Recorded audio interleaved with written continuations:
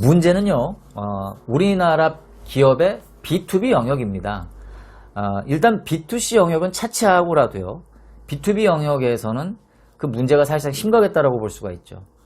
예를 들어서 제가 아까 입사했었던 90년대 중후반만 하더라도요, 보통 영업 교육이라고 하는 개념이 없었어요. 주로 선배들이 본인들의 경험이나 노하우들을 그냥 후배 직원들한테 전수해주는 어떤 그러한 패턴들이 주를 이루었다라는 거죠. 그렇기 때문에 우리나라는 유독 각 지역마다, 회사마다 영업의 달인들이 굉장히 많습니다. 영업의 신도 굉장히 많고요. 영업의 대가도 굉장히 많죠. 그런데 그러한 그 영업의 달인, 신, 대가들이 어떤 체계적인 영업 교육을 받은 분들이 아니고 방금 말씀드렸다시피 각각의 시장에서, 각각의 마켓에서 본인들의 노하우로 만들어진 것들이다 보니까 어떻게 보면은 전체를 아우를 수 있는 표준화된 영업 교육 혹은 영업 체계가 없다라고 보는 것이 맞다고 볼 수가 있다라는 겁니다. 그렇다면은 우리나라에서 이제 B2B 영업 교육 전문가들이 이제 어떻게 이제 양산이 되었는가에 대해서 좀 살펴볼 수밖에 없는데, 사실 이 부분에 대해서 제가 일전에 그 대한민국에서 좀 탑 클래스에 해당하는 그 교육회사의 그 부사장님하고 제가 좀 이야기를 할 수 있었어요. 결론부터 말씀드리면 우리나라에서 B2B 영업 교육이 성공하지 못했다라는 거죠. 제대로 자리를 잡지 못했다라는 건데, 그 이유가 뭔가 봤더니 크게 세 가지로 나오더라고요. 우선은 그 전에 미국에서 아주 유명한 영업 교육 프로그램, 그러니까 B2B 영업 컨텐츠들을 비싼 돈을 주고 사왔답니다. 그리고 그것을 가지고 국내 기업에 제안을 해서 영업 교육을 활성화시켜 보려고 했대요. 근데 그게 잘 안 됐다라는 거죠. 첫 번째 이유는요, 제조 기반에서 성장한 우리나라 기업들이 대부분 수출 주도형 비즈니스를 많이 하다 보니까 물건을 어떻게든 잘 만드는 것에 더 많이 주안점을 두었대요. 그러다 보니까 영업 그러면 그냥 물건 많이 잘 만들면 그냥 저절로 팔리는 거 아니야? 라고 하는 인식이 굉장히 강했기 때문에 바로 그러한 부분들, 그러니까 인식의 문제에서 B2B 영업 교육이 자리를 잘 못 잡았다.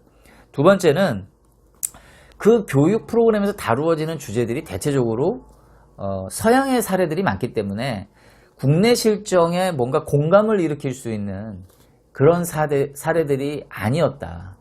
그러다 보니까 제대로 교육의 니즈를 파고들지 못했다라는 것이었고요.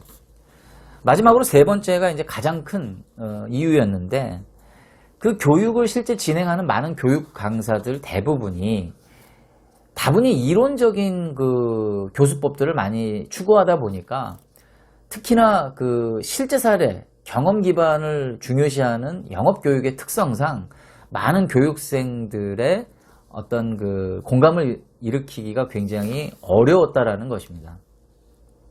바로 이러한 그 결과로 우리나라 기업들이 최근 20년 동안 다른 부문들, 가령 제조, 생산, 재무, 인사, R&D 이런 것들에 비교했을 때 상당히 그 B2B 영업 교육 부분이 혁신이 좀 덜 이루어졌다라는 데 대해서 많은 분들이 좀 공감을 할 수밖에 없는 것이죠. 그런데 최근에는 패러다임이 어떻게 바뀌었습니까? 과거에 생산 중심, 제조 중심에서 철저하게 마케팅 중심, 영업 중심으로 바뀌어가고 있죠. 이제는 잘 만드는 것은 기본이고 어떻게 하면 잘 팔아야 될까가 너무나 중요한 영역이 됐는데, B2C 영역은 그 플랫폼 기반에서 빅데이터와 AI를 바탕으로 한 데이터 영업이 이제 본격 궤도에 올라서 상당한 수준으로 발전해 가고 있죠.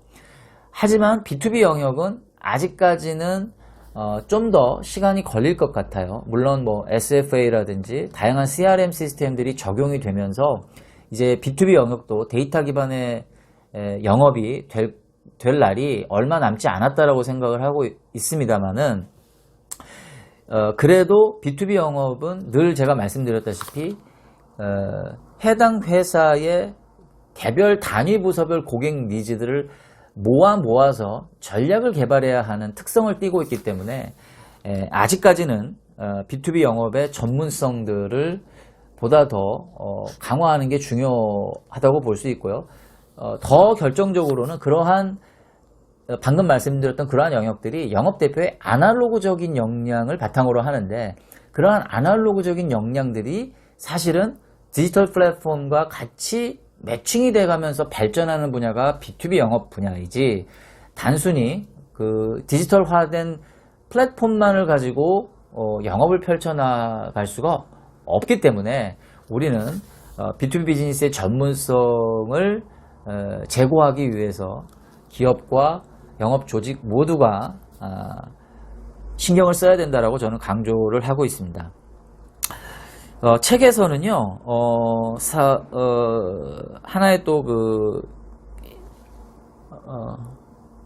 자료를 하나 제가 또 제시를 하고 있는데, 미국의 리서치 회사인 포레스터사에서 이미 10년 전에 시장에서 살아남을 수 있는 B2B 영업대표와 살아남을 수 있는 영업대표, 제가 잘못 얘기했네요. 네, 생존이 가능한 영업대표와 생존이 불가능한 영업대표를 예측을 했었어요.